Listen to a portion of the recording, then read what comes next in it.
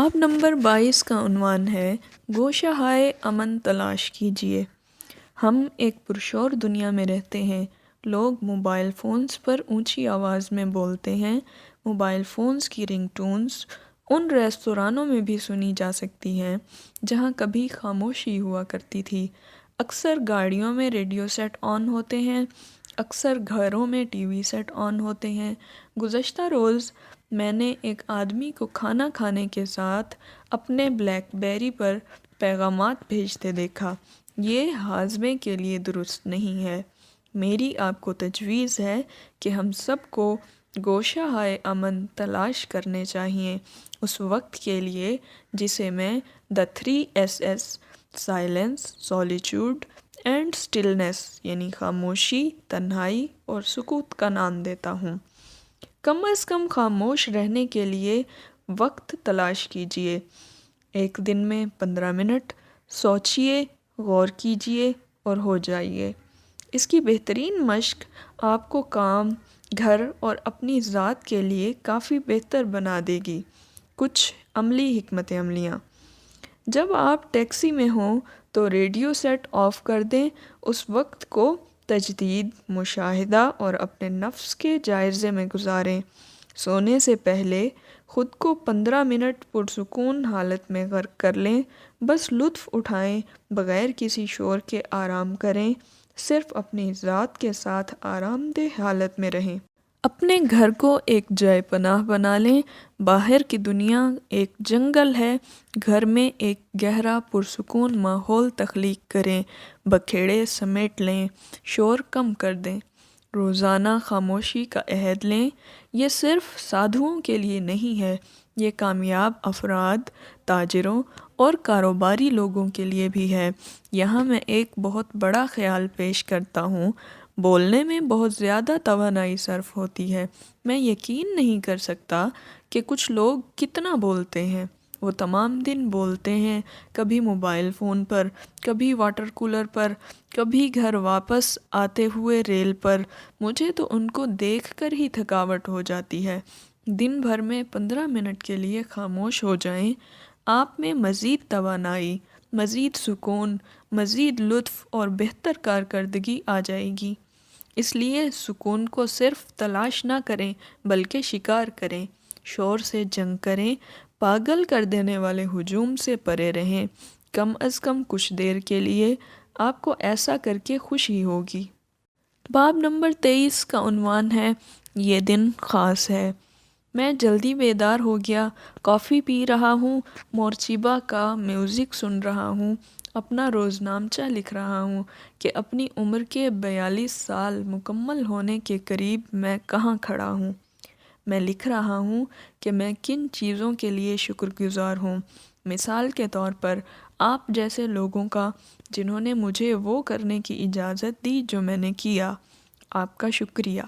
اور میں وہ کام لکھ رہا ہوں جو مجھے آنے والے دنوں، ہفتوں، مہینوں یا سالوں میں کرنے کی ضرورت ہے، تاکہ میں یہ محسوس کر سکوں کہ میں نے اپنے خوابوں کو حاصل کرنے کے لیے کچھ کیا ہے۔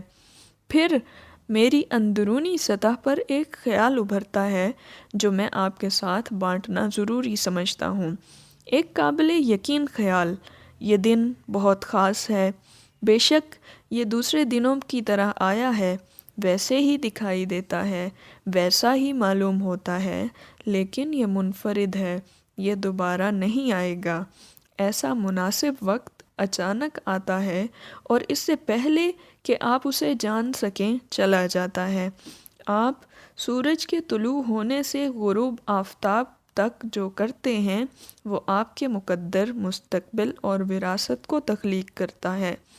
آج کے دن کیا ہوا، آپ کا ایک انتخاب آپ کی زندگی بدل سکتا ہے، اگر آپ آنے والے مہینوں میں اس پر مسلسل عمل کرتے رہیں۔ گزشتہ رات میرے ایک دوست نے مجھے کہا کہ میری بیوی کا خدا پیسہ ہے اور میرا خدا وقت ہے۔ میں نے اس کی بات سے یہ مطلب اخذ کیا کہ وہ جانتا ہے کہ وقت نایاب ترین ذریعہ ہے۔ اس کو اچھے طریقے سے استعمال کریں تو زندگی آپ کو غیر معمولی چیزیں عطا کرے گی، اور اگر آپ اس کو ضائع کر دیں گے تو آپ کو اپنا دل خالی محسوس ہوگا اور آپ کو زندگی کھوکھلی دکھائی دے گی۔ یہ دن خاص ہے، اس کی عزت کیجیے، آج کوئی عظیم کام کیجیے، میں جانتا ہوں کہ آپ کر سکتے ہیں، کیا آپ کریں گے؟ خوف بطور نشو نما باب نمبر 24 کا عنوان ہے۔ خوف خوفناک ہو سکتا ہے۔ جب یہ سطح پر ابھرتا ہے تو ہم بدنظمی سے دوڑنے لگتے ہیں تاکہ اس سے بچ سکیں، کیونکہ ہم اسے ایک بری چیز سمجھتے ہیں۔ یہ بات سچ نہیں ہے۔ میرے خیال میں خوف خوبصورت ہوتا ہے۔ یہ ایک موقع ہے، ایک تحفہ ہے۔ ہر وہ خوف جو آپ کو ادنا بنائے رکھتا ہے، اس کی دوسری سمت آپ کی فطری طاقت استعمال کرتی ہے۔ خوف سے بھاگنا اس شان سے بھاگنے کے مترادف ہے جس کے لیے آپ بنائے گئے ہیں۔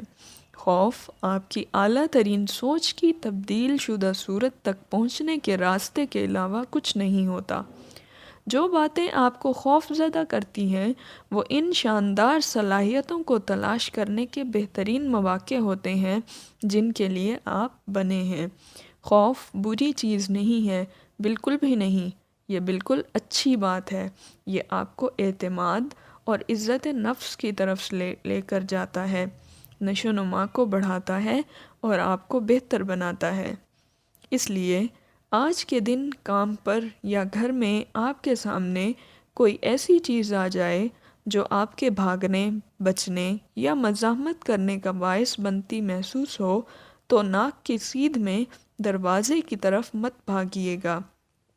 اس کی بجائے ایک لیڈر جیسے طرز عمل کا مظاہرہ کیجیے جو آپ واقعی کر سکتے ہیں، اور آپ کو جو موقع پیش کیا گیا ہو اس کو گلے لگا لیجیے، کیونکہ آپ جس بات پر مزاحمت کرتے ہیں وہ قائم رہتی ہے، لیکن جس کو آپ دوست بنا لیتے ہیں اس پر حاوی ہو جاتے ہیں۔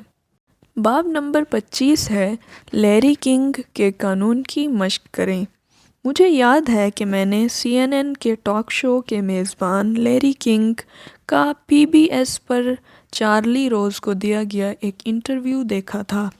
اس میں لیری کنگ نے ایک بات کہی جو میں آپ کے لیے آج یہاں لایا ہوں، ایک سادہ سا نکتہ بہترین نکات کی طرح۔